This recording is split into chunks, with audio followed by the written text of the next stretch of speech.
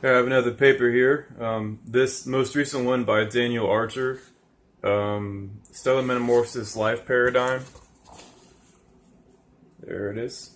It says here in the abstract, a new life paradigm made possible by GTSM is presented, exploring the origins of life and its codependency on astral evolution.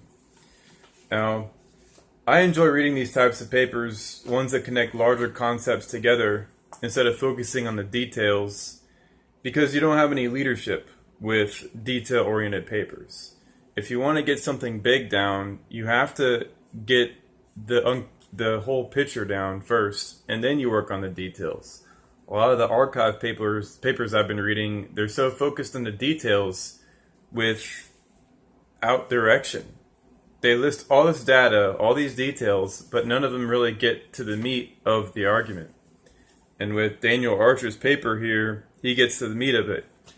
He states clearly that the evolution of life is dependent on the evolution of the astron itself, meaning the star as it evolves is directly related to the formation of life, and life is directly related to the evolution of the astron. They're codependent in his words. And that's an extremely important realization. And it also ties into Jeremy England's work of a dissipation-driven adaptation and self-replication. So essentially, Daniel's paper here says life is basically inevitable in the universe. The universe forces life to exist. It's not something that's rare. It's not something that's, well, it needs just the right, molecules, or just the right this, or just the right that. Of course, it needs right things, but those right elements for creating life and having life evolve are common, as well as the processes that form life are also common. This is a big leap from 1950s style, well, Goldilocks zone, well, if there's water around, or no, if the object is orbiting around another host at the right distance and it has water, or the heat of the host can melt the ice and becomes water, and the water there is what starts off the life. That's not an explanation for how life forms, and it sure as hell doesn't explain anything. It's not a theory of life formation at all. It's just, oh, well, water is probably on the surface. That's not even, that's a very, very tiny bit of the big picture. You need to have forces involved. You need to have gravitation involved. You need to have a lot of volume involved. You need a lot of time. You need the ability for the molecules to combine together on large scales, much larger than they are currently on Earth, to start life off. And those scales, the sizes of astrons we need, the amount of energy available to form life, the amount of volume, the amount of, material needed is in the star itself. And as it cools and dies, life begins forming on it, because the star is the dissipation event, and life forms as a result of that dissipative event. And it says here, life is inevitable, maybe. Of course, it's essentially inevitable given the conditions are there. It's kind of an offshoot of the concept of life finds a way, like in Jurassic Park. And I'm also happy that Daniel also included the biocline idea, where on the evolving star, specific layers of the high atmosphere and of a liquid material atmosphere divide different types of biological processes that happen in the star. And over time, as the star cools and collapses, those bioclines mix together randomly. And that is in the paper Endosymbiosis and Late Stage Stellar Evolution. And Daniel put that on the bottom.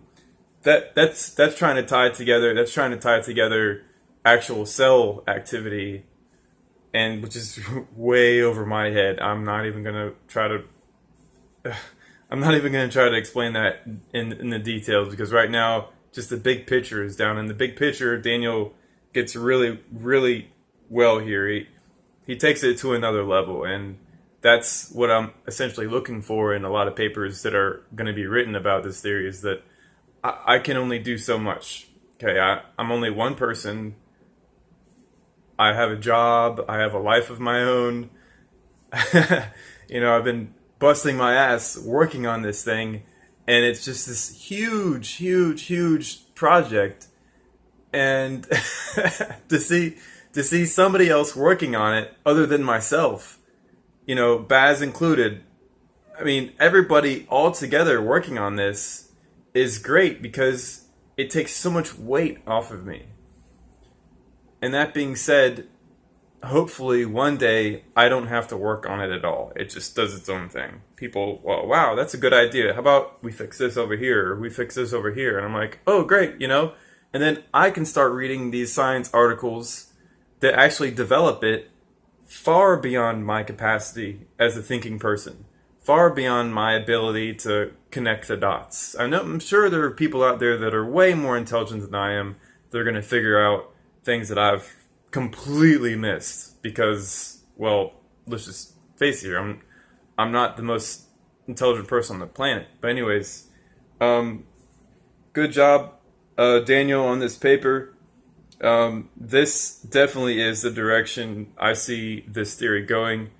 And if there's anybody else that wants to add to this, read biology books, read molecular biology books, read physics books, connect the dots, and also look at Jeremy England's work on dissipative-driven adaptation, because that is something that I found, like a couple months ago, and I was like, what? That makes so much sense. Like, that seamlessly connects what I'm saying with the star making the life on it over billions of years as it evolves.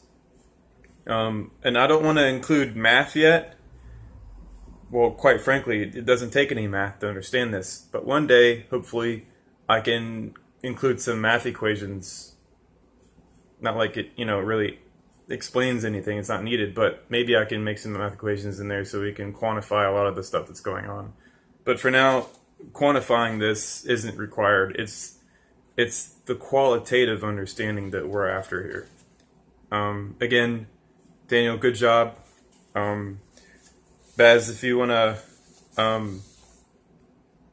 do another video concerning this specific thing, that'd be really cool. But no pressure. I mean, we're already doing a lot, and I'm also looking at this as a very long-term project, so there's no rush. All right, everybody, take it easy.